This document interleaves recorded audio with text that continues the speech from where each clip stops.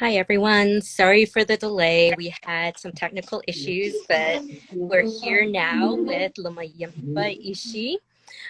Hey, Loma, how Hi, are you? doing good. Kind of running late a little bit. So how are things going? It's good to be with the SAR live. So I'm really excited. So how are things going as far as just life in general?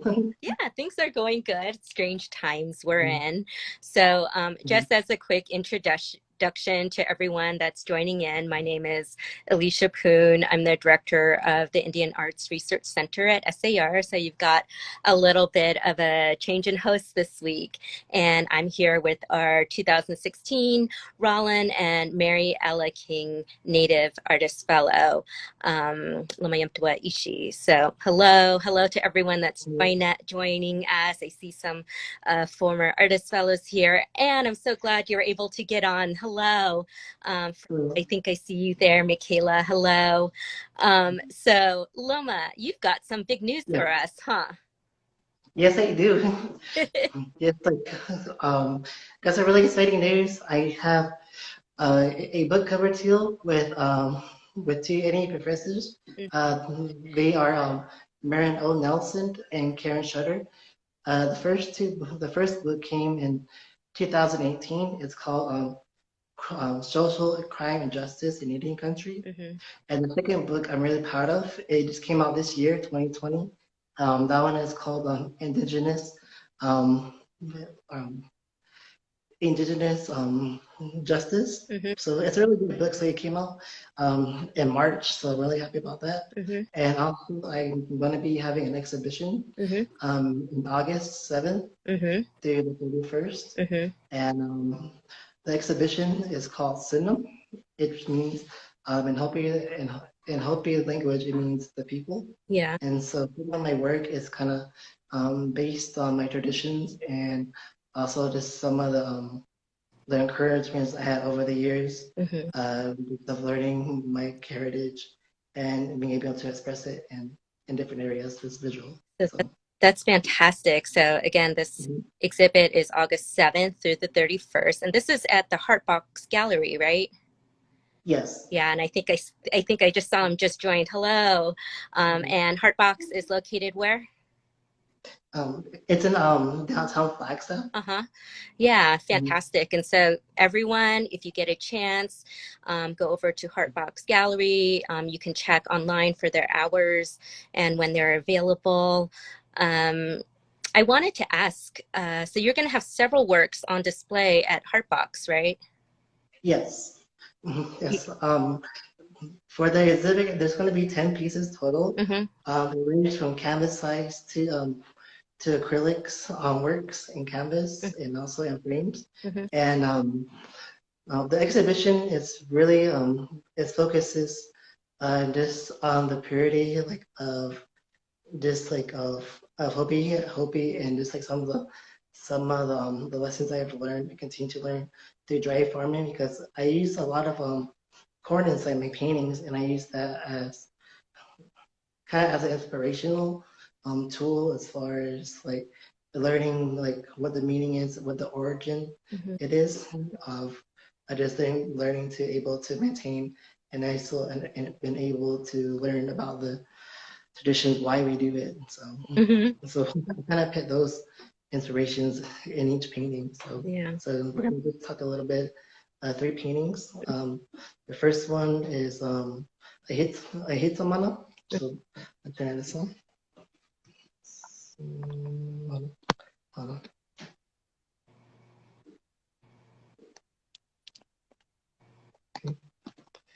Hold on, sorry.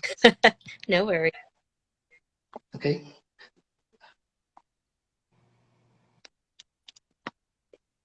All right. So this is Hitamano. Uh-huh. This one is 16 by 20 frame. This one I actually did after our fellowship. It's the first top half of her face was one of the potteries. I can't remember which name it was under, Mm-hmm. but I kind of took that inspiration and just going through my notes over time, just going through and just reflecting on my adventures there, and just really going through the collections. And this one was particularly more inspiring, so I kind of to make it more meaningful, give them more depth. And you can see also the corns as well, that kind of represents growth, prosperity, and and health. And so this one in particular, I've been kind of really thinking about over the years, and it's been really good though. I've really been having good positive feedback about this one. Mm-hmm. And how has, you said you've been kind of thinking about it over the, last few years since you've created it. Mhm. How have your thoughts about it changed over the years, or have you come to learn more things about this piece?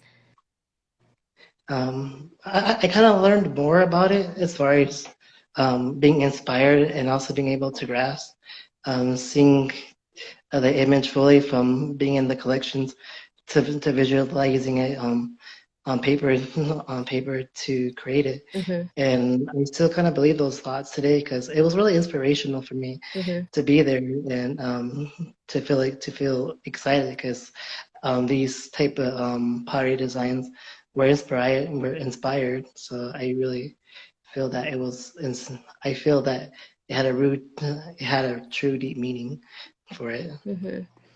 And Mm. for everyone that's joined us, we're here with Lomayumtewa Ishii, who's a painter and is going to be having an exhibit at the Heartbox Gallery August 7th through the 31st. If you guys have questions or you just want to say hello, feel free to type in the comment box, and we're happy to ask Loma about his pieces. Loma, I know you mentioned that farming and corn motifs are really important in your pieces. Do you want to point some of that out in this piece? Yes, I do have another piece though too. Oh, okay. This one is called. I have another piece that's relating to that kind of subject. This one is called Origin. This one is a 20 by 20 canvas, and the inspiration for this one is through dry farming, is learning about like how the corns kind of endure the climate change and also in the rains because you see how the rain clouds are kind of formed and releasing it. Mm-hmm. And sometimes even though the rains can be gentle, it can also bring damage Mm-hmm. to the crops. And so I kind of emphasize that in this piece because you can tell where the roots are deep. Because if you plant them deep enough, they will have a chance. It's just they endure of of a lot of the elements as far as like human beings would be subject to like element changes in the environment and also in the cities as well. Fantastic. And speaking of endurance, like I'm curious, how has your practice changed at all, or has your work changed at all during these kind of crazy times that we're living in?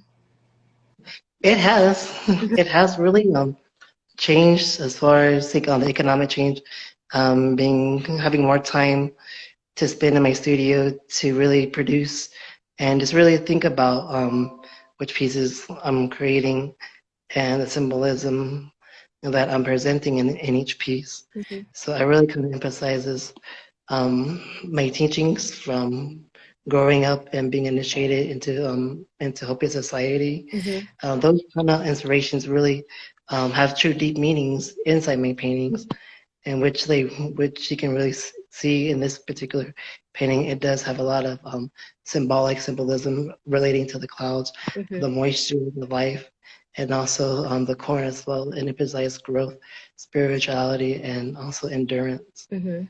And would you mind pointing out some of those ideas and how they relate to your painting? Yes.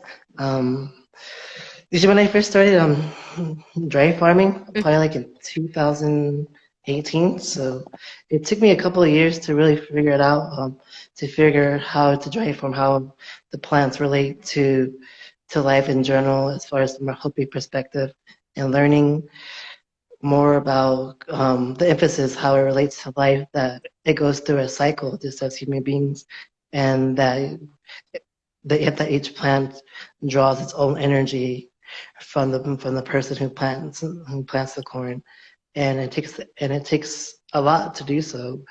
to maintain the corn from planting to pruning it to harvesting it. So there's a whole process involved Mm-hmm. as far as like how the corn goes through a process from stages from growth to growth to harvest. So those were kind of the inspirations that I took from my tajas, my uncles who taught me about dry farming, and still to this very day, they still continue to help me through and teach me a little bit more of what they know as far as their knowledge on it, on dry farming. So I really kind of emphasize those um, thoughts and feelings into this painting, and it really represents those aspects of Hopi life and some of the traditions I've been taught. Mm-hmm. And did you get a corn crop in this year? Um, Not really right now. Mm-hmm. It's been really dry in Hopi. Mm-hmm. We're just waiting for the rains to come. We're praying for them, Mm-hmm. but also they endure right now because we planted. My plans are good, Mm-hmm. so we just on top because actually tomorrow I'm actually going out to help me to my field to check them out. Mm-hmm. So that's going to be more inspiring for me to be out there with the land, to be able to maintain them as well because they draw energy from wherever it comes. Because my uncles would say they would dance like well, like in the wind with like the leaves, and so you can kind of see that influence in the corn. It's kind of like how the leaves are kind of like in a way shaped like it's dancing in the wind. Mm-hmm. That's beautiful. So we have a question from Franklin Mhm. Peters, who was one of our former artist fellows some time Yeah. back. And his question is, while at the IRC, what part of the collections was most inspirational to you? For Frank, it was the Acoma pottery. So he's curious about what about the Indian Arts Research Center collection inspired you? Um, but what inspired me most Mm-hmm. was just the vast collection of Southwest pottery textiles and paintings. What really grasped me as a young young artist and a Hopi as well to see that history from from my early days from dating from the 1800s to the 2000s. That was a really um, big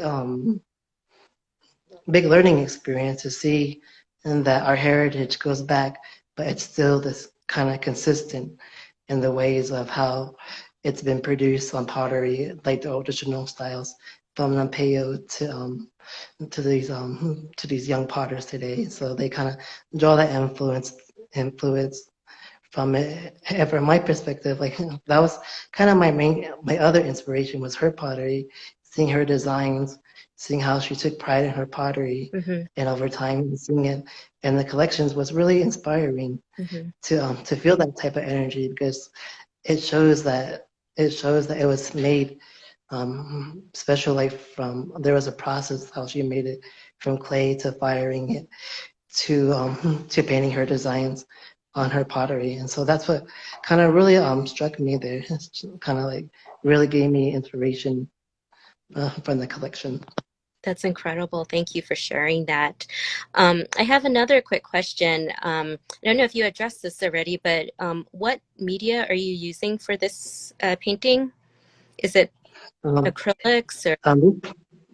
um, it's all acrylic. Mhm. Um, I started out with the background and slowly kind of build on top of and slowly build it up together. And the corns, you can really see like kind of the moisture, but I use the clouds in different forms Mhm. as far as the contrast for the painting. Mhm. And it kind of like see like the clouds kind of sprinkling like the rain. It's like going to the roots where you see unlike the water, it's like you would see like in a plant, like in nature, where you would see like the network underneath the ground holding the corn, holding each plant together and and that kind of emphasizes in this piece. That's great. Um, so I think you have another piece, right, to show us? Yeah. Yes. Yeah. And I'll show you the third one. Yeah. Can't wait to see. Wow. Mhm. And this one is a canvas painting. Hmm. This one is 30 by 30 canvas. Is on, the medium is acrylic and scraping. Okay. Uh-huh. Mhm. So it was a real interesting concept of this painting because like I've been wanting to do a painting like this for a long time, and I feel like this painting came out really good Hmm. as far as like the whole process of from a blank canvas to painting to drawing to the final presentation. Hmm. That's incredible. We're getting a lot of beautifuls in the Mhm, comment mhm, section now. So mhm, I mhm, wholeheartedly agree. Can you talk a little mhm, bit about the process of creating this piece? It's very, very precise. I'm mhm. curious if you did you do some taping to help with the lines, or what was your process in creating this? My process of creating this painting, Hmm. you can see the whole painting is like a migration Uh-huh. rainbow. And so it would be called Ku'ana, Hmm. which means rainbow in Hopi. Hmm. And so I kind of thought about this painting.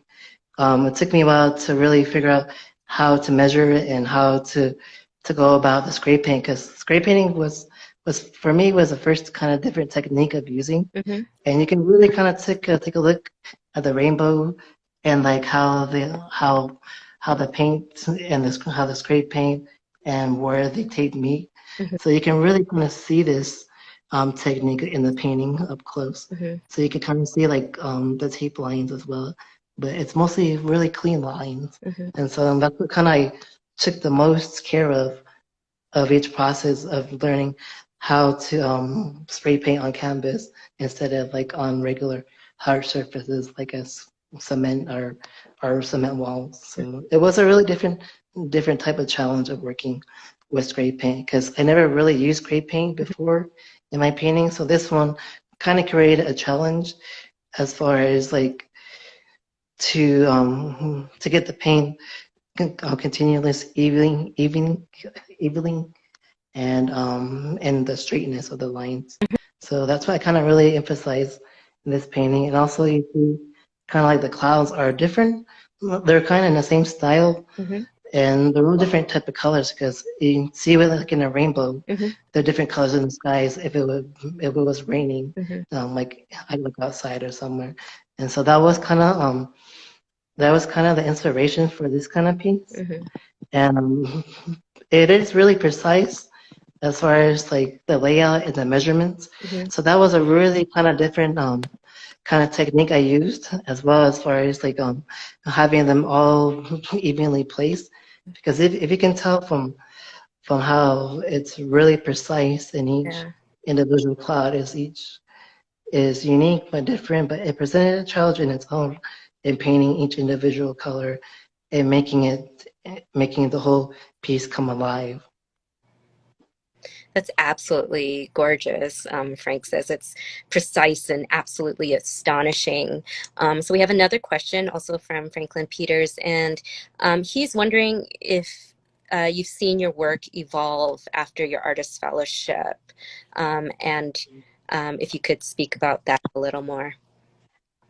Yes. Um, after the fellowship, I really kind of took some downtime to really reflect and really think about how the fellowship affected myself personally as an artist, Mhm. and also as a member of the tribe of the Southwest too, as being Hopi, Mhm. and to really to feel the grasp of that collection and to really see those kind of pottery, textiles, and paintings, and where like growing up, I could relate to those types of pieces of growing up and help because like as a young kid, you see those kind of designs, kind of outlets of like growing up because you would receive like gifts like from the kachinas, like different like that be considered like kachina dolls, bows and arrows, lightning sticks for the boys, and those were kind of the inspirations I was growing up with, and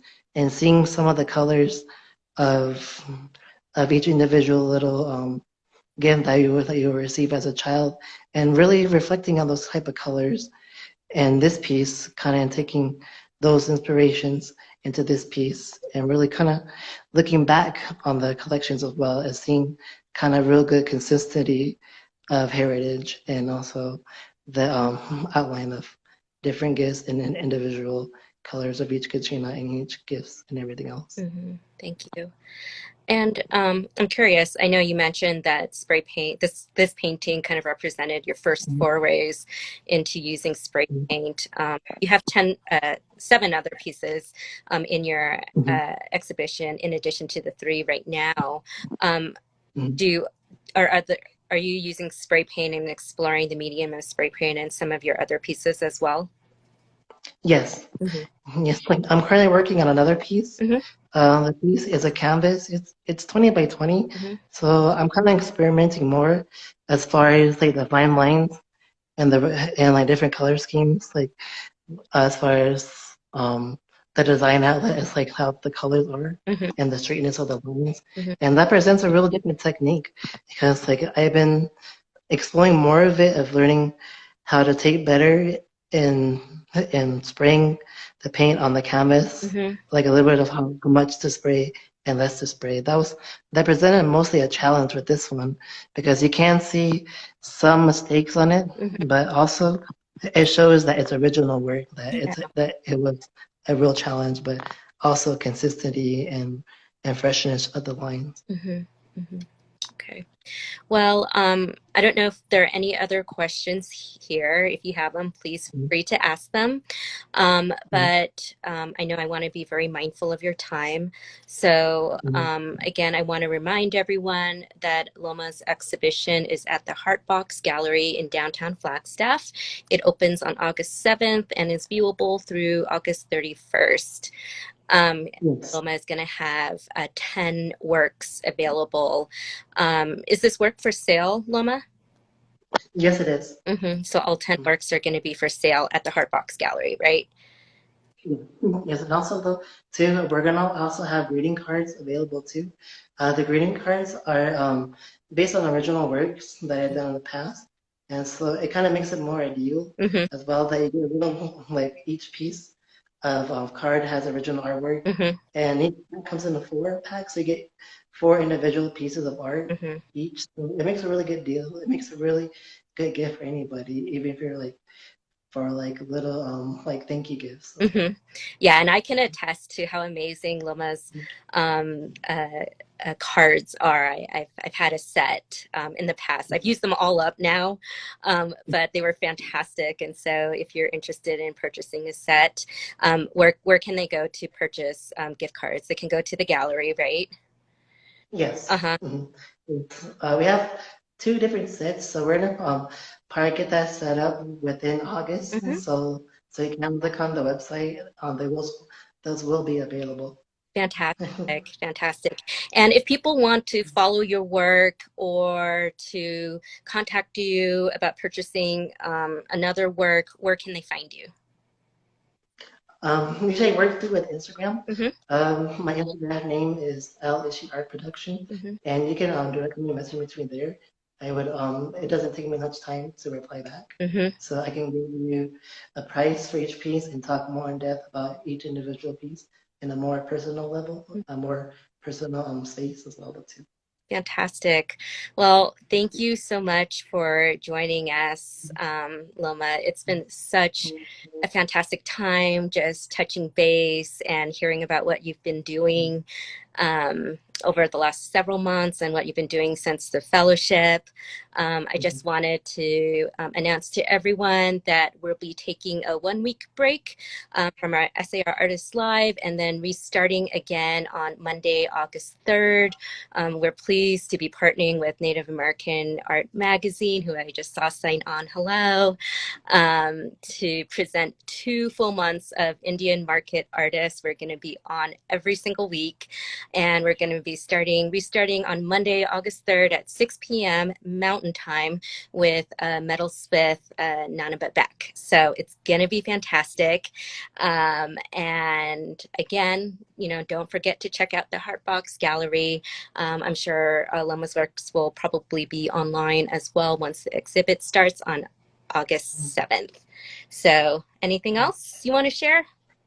pretty much looking forward to the exhibiting opening and for the people to really see the work and enjoy it and to really feel like the energy move with each piece. Mm-hmm. And so the exhibit is called Sinum.